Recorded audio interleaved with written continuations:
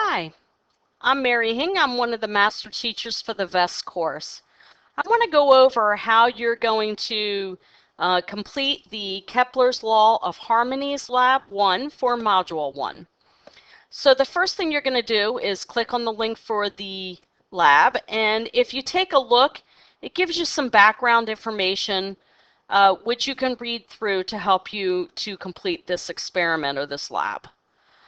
Next, I want to point out these conversions right here. You're going to be using these 3 conversions in order to help you fill in the data table. If you're unsure how to do conversions between astronomical units and meters or years and seconds, please talk with your master teacher or let me know. You can contact me.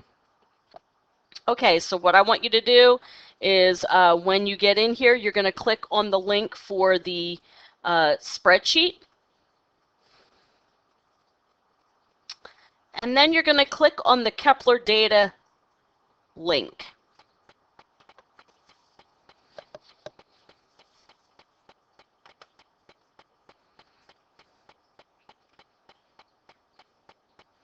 So this is the data for the Kepler experiment. You can click on Enable Editing. It's up to you. If you double click right here on the boundary between the 2 cells, it will open it up so you can read everything. So this gives you the orbital period in days and the orbital distance in astronomical units. We're going to enter that data here into this table. So you're going to click on Enable Editing. It opens up to the 3rd page of the workbook, which are the questions that you're going to answer about your data. You might want to read through these questions prior to completing the calculations so you have some idea of what you're supposed to accomplish in this lab. When you click on the Calculations tab, you'll see where you're going to enter the period in days. You're going to convert that into seconds. You're going to enter the data for the distance in astronomical units.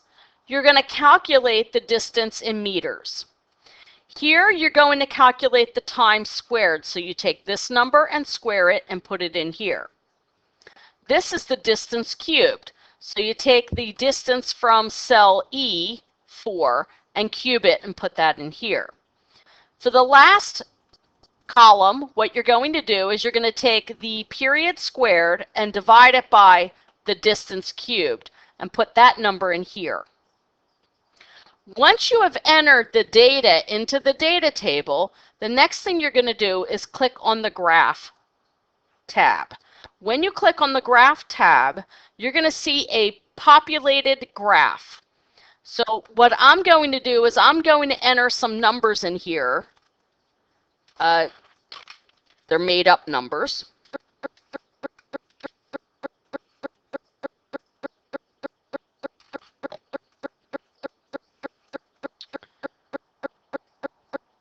Let's see.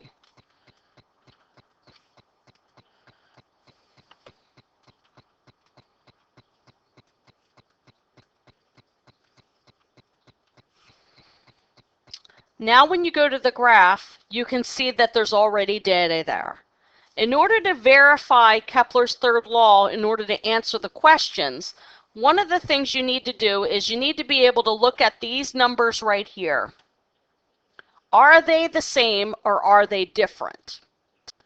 By plotting the time squared versus the distance cubed, the slope of that curve will be this number right here. If this number is the same for all 6 of these planets, then that means that Kepler's 3rd law has been verified and that these 6 planets do indeed follow Kepler's 3rd law. If these numbers are not the same, then that means they do not follow Kepler's 3rd law. The graph will help you answer that question. So when you get your graph, what you're going to do is you're going to go to, click on the graph, go to Chart Design,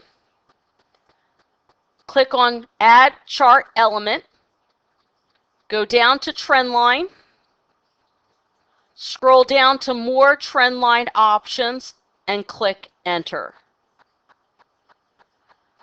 You're going to choose linear because we want to make sure it's a linear relationship. You want to see the equation on the chart, and you want to display your R-squared value. If your R-squared value comes out to be 1, then you know you have a linear relationship. If you have a linear relationship, that means Kepler's third law is valid for these planets. If your R-squared value is less than 0.8, so maybe it's 0.66, then most likely you do not have a linear relationship.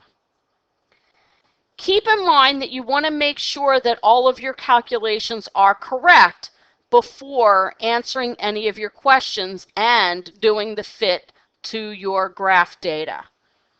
If you have any questions about what your graph should look like or whether your calculations are correct, you can always ask your master teacher. I hope this has helped. If you have any questions at all, again, ask your master teacher, or you can go ahead and send me a quick message.